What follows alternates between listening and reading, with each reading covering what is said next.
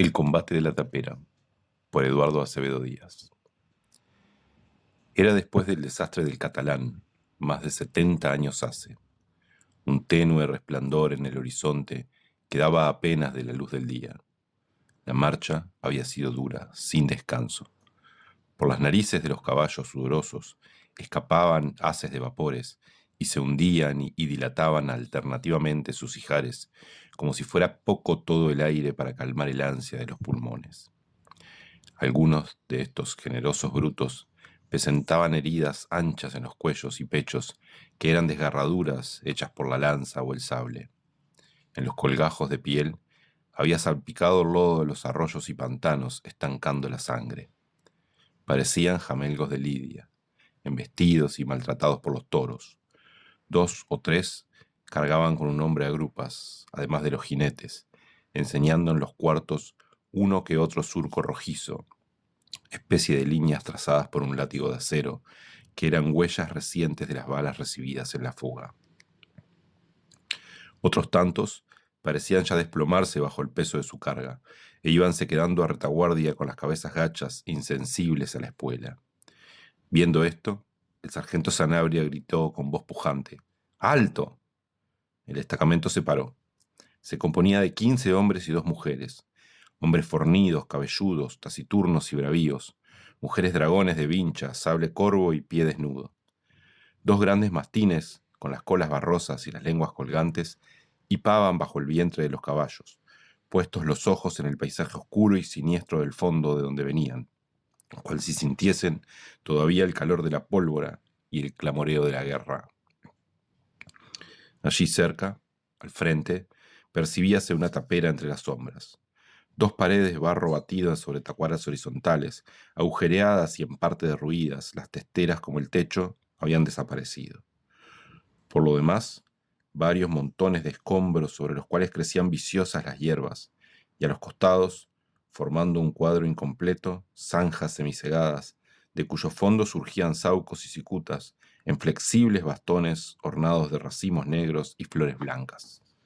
¡A formar en la tapera!, dijo el sargento con ademán de imperio. Los caballos a retaguardia con las mujeres a que pellizquen.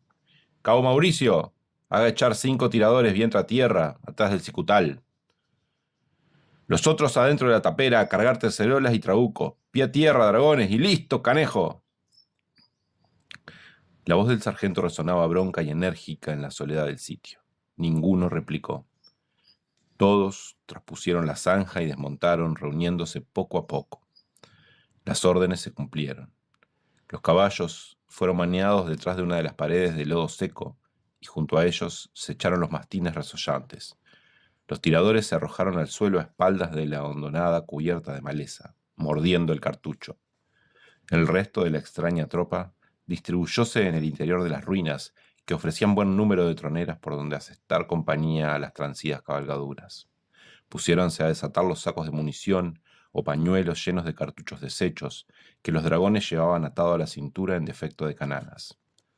Empezaban afanosas a rehacerlos en cuchillas, apoyadas en las piernas de los hombres cuando caía ya la noche. Nadie pite, dijo el sargento. Carguen con poco ruido de baqueta y reserven los naranjeros hasta que yo ordene. Cabo Mauricio, vea que esos mandrias no se duerman si no quieren que les chamusquee las cerdas. Mucho ojo y la oreja parada. Descuide, sargento, contestó el cabo con gran ronquera. No hace falta la advertencia, que aquí hay más corazón que garganta de sapo. Transcurrieron breves instantes de silencio. Uno de los dragones, que tenía el oído en el suelo, levantó la cabeza y murmuró bajo: «Se me hace tropel, ha de ser caballería que avanza». Un rumor sordo, de muchos cascos sobre la alfombra de hierbas cortas, empezaba en realidad a percibirse distintamente. «Armen cazoleta y aguaiten, que ahí vienen los portugos. Va el pellejo, barajo, y es preciso ganar tiempo a que resuellen los macarrones. Siriaca, ¿te queda caña en la mimosa?» «Está a mitad», respondió la aludida, que era una criolla maciza, vestida a lo hombre, con las greñas recogidas hacia arriba y ocultas bajo un chambergo incoloro de borboquejo de longa sobada. «Mirá, bueno es darles un trago a los hombres. Dales chinaza a los de avanzada, sin pijotearles. Siriaca se encaminó a saltos, evitando las rosetas, agachándose, y fue pasando el chifle de boca en boca. Mientras esto hacía, el dragón de un flanco le acariciaba las piernas y el del otro le hacía cosquillas en el seno, cuando ya no era que le pellizcaba alguna forma más mórbida, diciendo: «Luna llena». «Te ha de alumbrar muerto, Zafao», contestaba ella riendo al uno y al otro. «Largá lo ajeno, indino, y al de más allá, a ver si aflojás el chisme, mamón». Y repartía cachetes. «Poca vara alta quiero yo», gritó el sargento con acento estentorio. «Estamos para clavar el pico y andan a los requiebros, golosos. Aparte Siriaca, que ahorita nomás chifla la redonda». En ese momento acrecentóse el rumor sordo y sonó una descarga entre voceríos salvajes. El pelotón contestó con brío. La tapera quedó envuelta en una densa humareda, sembrada de tacos ardientes. Atmósfera que se disipó bien pronto para volverse a formar entre nuevos fogonazos y broncos clamoreos. En los intervalos de las descargas y disparos, oíase el furioso ladrido de los mastines, haciendo coro a los ternos y crudos juramentos. Un semicírculo de fogonazos indicaba bien a las claras que el enemigo había avanzado en forma de media luna para dominar la tapera con su fuego graneado.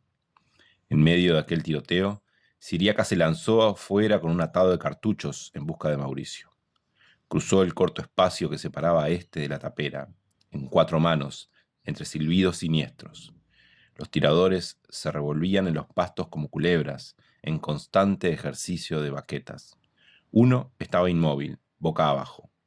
La china le tiró de la melena y notó la inundada de un líquido caliente. «Mirá», exclamó, «le han dado en el testuz». «Ya no traga saliva», añadió el cabo. «¿Trujiste pólvora?» «Aquí hay, y balas que hacer tragar a los portugos. Lástima que esté a oscuro. ¿Cómo tiran esos mandrias?» Mauricio descargó su carabina. Mientras extraía otro cartucho del saquillo, dijo mordiéndolo: «Antes que ya quisieran ellos otro calor. Ah, si te agarran, Siriaca, a la fija que te castigan como a Fermina. Que vengan por carne», barbotó la china. Y esto diciendo, echó mano a la tercerola del muerto, que se puso a baquetear con gran destreza. «¡Fuego!», rugía la voz del sargento. «¡Al que afloje lo de huello con el mellao!». Las balas que penetraban en la tapera habían dado ya en tierra con 3 hombres. Algunas, perforando el débil muro de lodo, hirieron y derribaron varios de los transidos matalotes. La segunda de las criollas, compañera de Sanabria, de nombre Catalina, cuando más recio era el fuego que salía del interior por las troneras improvisadas, escurrióse a manera de tigra por el cicutal, empuñando la carabina de uno de los muertos. Era Cata, como la llamaban. Una mujer fornida y hermosa, color de cobre, ojos muy negros, velados por espesas pestañas, labios hinchados y rojos, abundosa cabellera, cuerpo de un vigor extraordinario, extraña dura y acción sobria y rápida. Vestía blusa y chiripá y llevaba el sable a la bandolera. La noche estaba muy oscura, llena de nubes tempestuosas, pero los rojos culebrones de las alturas o grandes refusilos en lenguaje campesino alcanzaban a iluminar el radio que el fuego de las descargas dejaba en las tinieblas. Al fulgor del relampagueo, Cata pudo observar que la tropa enemiga había echado pie a tierra y que los soldados hacían sus disparos de mampuesta sobre el lomo de los caballos, no dejando más blanco que sus cabezas. Algunos cuerpos yacían tendidos aquí y allá. Un caballo moribundo con los cascos para arriba se agitaba en convulsiones sobre su jinete muerto. De vez en cuando, una trompa de órdenes lanzaba sones precipitados de atención y toques de guerrilla. Ora cerca, ya lejos, según la posición que ocupaba su jefe. Una de esas veces, la corneta resonó muy próxima. A Cata le pareció por el eco que el resuello del trompa no era mucho y que tenía miedo. Un relámpago vivísimo bañó en ese instante el matorral y la loma, y permitióle ver a pocos metros al jefe del destacamento portugués que dirigía en persona un despliegue sobre el flanco, montado en un caballo tordillo. Cata, que estaba encogida entre los saucos, lo reconoció al momento. Era el mismo, el capitán Heitor, con su morrión de penacho azul, su casaquilla de alamares, botas largas de cuero de lobo, cartera negra y pistoleras de piel de gato. Alto, membrudo, con el sable corvo en la diestra, sobresalía con exceso de la montura y hacía caracolear su tordillo de un lado a otro, empujando con los encuentros a los soldados para hacerlos entrar en fila. Parecía iracundo, hostigaba con el sable y prorrumpían denuestos. Sus hombres, sin lograr los cabrestos y sufriendo los arranques y sacudidas de los reyunos alborotados, redoblaban el esfuerzo, unos rodilla en tierra, otros escuchándose en las cabalgaduras. Chispeaba el pedernal en las cazoletas en toda la línea, y no pocas balas caían sin fuerza a corta distancia junto al taco ardiendo. Una de ellas dio en la cabeza de Cata, sin herirla, pero derribándola de costado. En esa posición, sin lanzar un grito, empezó a arrastrarse en medio de las malezas hacia lo intrincado del matorral sobre el que apoyaba su ala Héctor. Una hondonada cubierta de breñas favorecía sus movimientos. En su avance de felino, Cata llegó a colocarse a retaguardia de la tropa, casi encima del jefe. Oía distintamente las voces de mando, los lamentos de los heridos y las frases coléricas de los soldados, proferidas ante una resistencia inesperada, tan firme como briosa. Veía ella en el fondo de las tinieblas la mancha más oscura aún que formaba la tapera, de la que surgían chisporroteos continuos y lúgubres silbidos que se prolongaban en el espacio, pasando con el plomo mortífero por encima del matorral, a la vez que percibía a su alcance la masa de asaltantes al resplandor de sus propios fogonazos, moviéndose en orden, avanzando o retrocediendo según las voces imperativas. De la tapera seguían saliendo chorros de fuego entre una humareda espesa que impregnaba el aire de fuerte olor a pólvora. En el drama del combate nocturno, con sus episodios y detalles heroicos como las tragedias antiguas, había un coro extraño, lleno de ecos profundos de esos que sólo parten de la entraña herida. Al unísono, con los estampidos, oíanse gritos de muerte, alaridos de hombre y de mujer unidos por la misma cólera, sordas ronqueras de caballos espantados, furioso ladrar de perros, y cuando la radiación eléctrica esparcía su intensa claridad sobre el cuadro, tiñéndolo de un vivo color amarillento, mostraba el ojo del atacante, en medio del nutrido boscaje, dos picachos negros de los que brotaba el plomo, y deformes bultos que se agitaban sin cesar como en una lucha de cuerpo a cuerpo. Los relámpagos, sin serie de retumbos, a manera de gigantescas cabelleras de fuego, desplegando sus hebras en el espacio lóbrego, contrastaban por el silencio con las rojizas bocanadas de las armas seguidas de recias detonaciones. El trueno no acompañaba el coro, ni el rayo como ira del cielo la cólera de los hombres. En cambio, algunas gruesas gotas de lluvia caliente golpeaban a intervalos en los rostros sudorosos sin atenuar por eso la fiebre de la pelea. El continuo choque de proyectiles había concluido por desmoronar uno de los tabiques de barro seco, ya débil y vacilante a causa de los ludimientos de hombres y bestias, abriendo ancha brecha por la que entraban las balas en fuego oblicuo. La pequeña fuerza no tenía más que 6 soldados en condiciones de pelea. Los demás habían caído uno en pos del otro, o rodeado heridos en la zanja del fondo, sin fuerzas, ya para el manejo del arma. Pocos cartuchos quedaban en los saquillos. El sargento Sanabria, empuñando un trabuco, mandó cesar el fuego, ordenando a sus hombres que se echaran de vientre para aprovechar sus últimos tiros cuando el enemigo avanzase. «Ansí que se quemen esos», añadió, «monte a caballo el que pueda y al rumbear por al lado de la cuchilla. Pero antes nadie se mueva si no quiere encontrarse con la boca de mi trabuco». «¿Y qué se han hecho las mujeres? No veo a Cata». «Aquí hay una», contestó una voz enronquecida. «Tiene rompida la cabeza y ya se ha puesto medio dura. Ha de ser siriaca. Por lo motosa es la misma, a la fija». «Cállense», dijo el sargento. El enemigo había apagado también sus fuegos, suponiendo una fuga, y avanzaba hacia la tapera.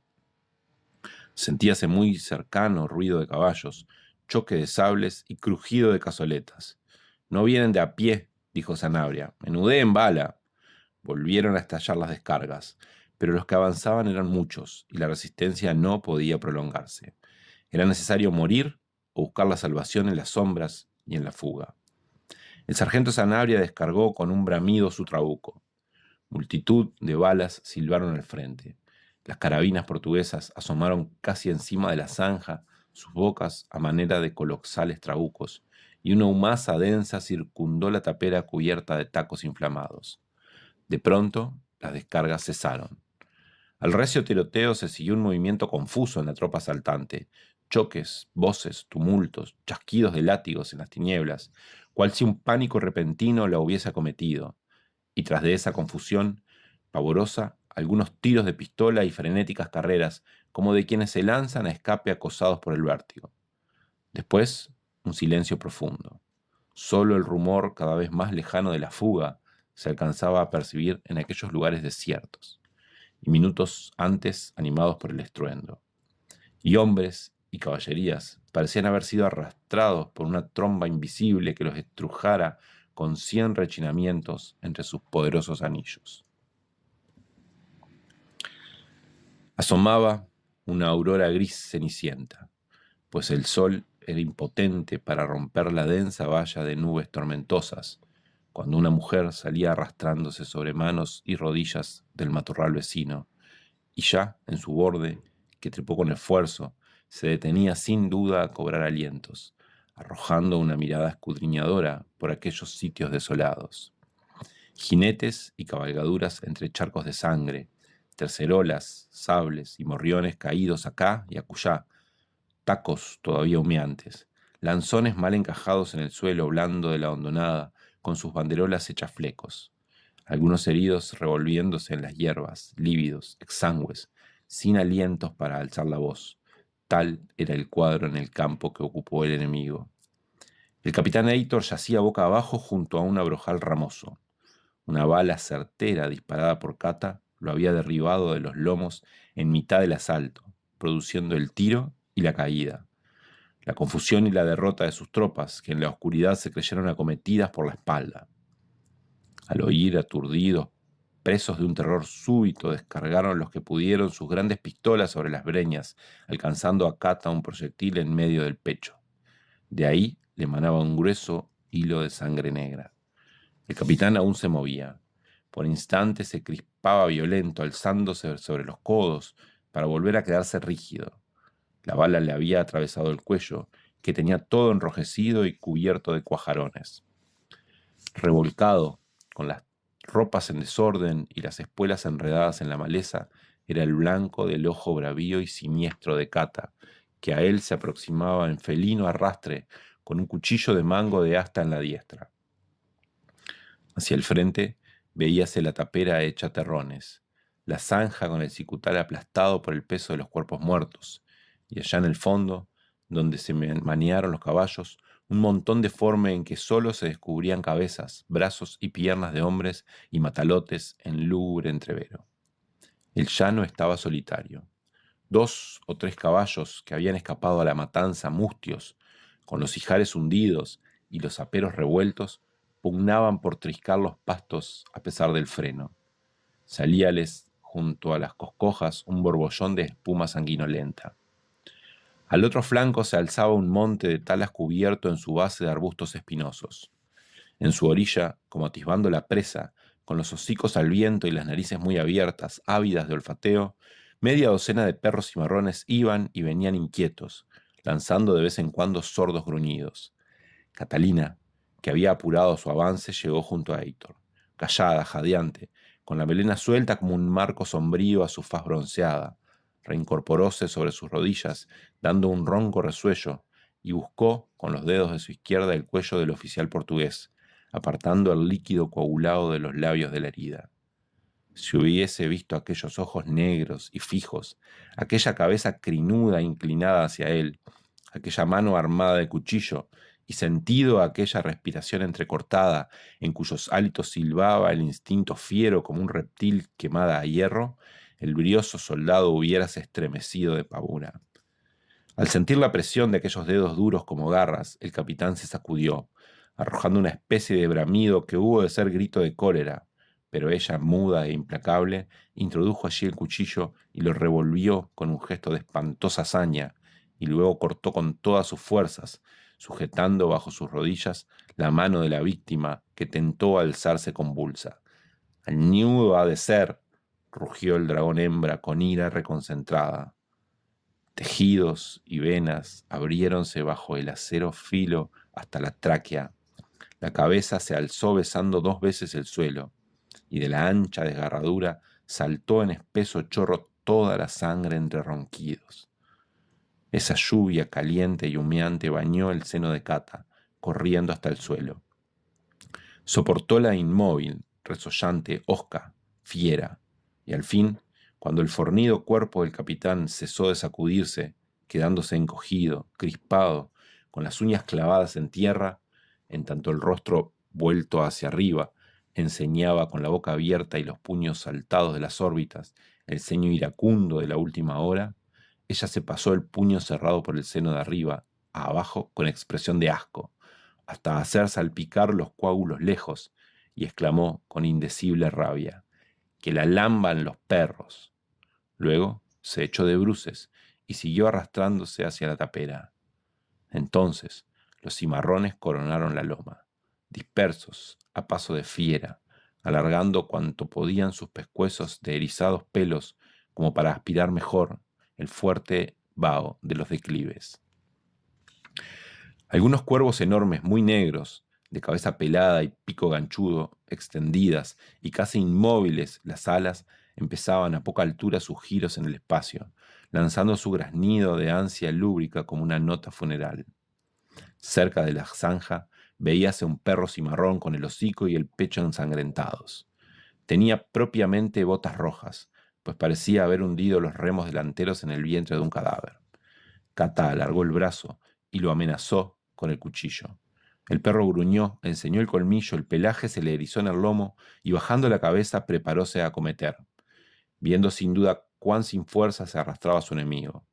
«Vení, Canelón», gritó Cata colérica, como si llamara a un viejo amigo. «A él, Canelón», y se tendió desfallecida. Allí, a poca distancia, entre un montón de cuerpos acribillados de heridas, polvorientos, inmóviles en la profunda quietud de la muerte, estaba echado un mastín de piel leonada, como haciendo la guardia a su amo. Un proyectil le había atravesado las paletas en su parte superior y parecía postrado y dolorido. Más lo estaba su amo.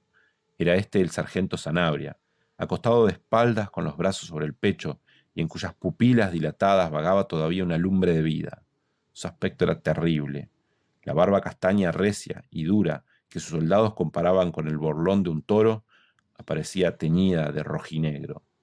Tenía una mandíbula rota y los 2 fragmentos del hueso saltados hacia afuera entre carnes trituradas. En el pecho, otra herida. Al pasarle el plomo el tronco, habíale destrozado una vértebra dorsal. Agonizaba tieso aquel organismo poderoso. Al grito de Cata, el mastín, que junto a él estaba, pareció salir de su sopor. Fuese levantando trémulo, como entumecido, dio algunos pasos inseguros fuera del cicutal y asomó la cabeza. El cimarrón bajó la cola y se alejó relamiéndose los bigotes, a paso lento, importándole más el festín que la lucha. Merodeador de las breñas, compañero del cuervo, venía a osar en las entrañas frescas, no a medirse en la pelea. Volvióse a su sitio el mastín, y Cata llegó a cruzar la zanja y dominar el lúgubre paisaje. Detuvo en Sanabria, tendido delante sobre su lecho de cicutas, sus ojos negros, febriles, relucientes, con una expresión intensa de amor y de dolor. Y arrastrándose siempre llegóse hasta él. Se acostó a su lado, tomó alientos, volvióse a incorporar con un quejido, lo besó ruidosamente, apartóle las manos del pecho, cubrióle con las 2 suyas la herida y quedóse contemplándole con fijeza, cual si observara cómo se le escapaba a ver la vida, y a ella también. Nublábansele las pupilas al sargento, y Cata sentía que dentro de ella aumentaba el estrago en las entrañas. Giró en derredor la vista quebrada ya, casi exangüe, y pudo distinguir a pocos pasos una cabeza desgreñada que tenía los sesos volcados sobre los párpados a manera de horrible cabellera. El cuerpo estaba hundido entre las breñas. «Ah, Siriaca», exclamó con un hipo violento. Enseguida extendió los brazos y cayó a plomo sobre Sanabria. El cuerpo de éste se estremeció y apagóse de súbito el pálido brillo de sus ojos. Quedaron formando cruz, acostados sobre la misma charca que Canelón olfateaba de vez en cuando entre hondos lamentos.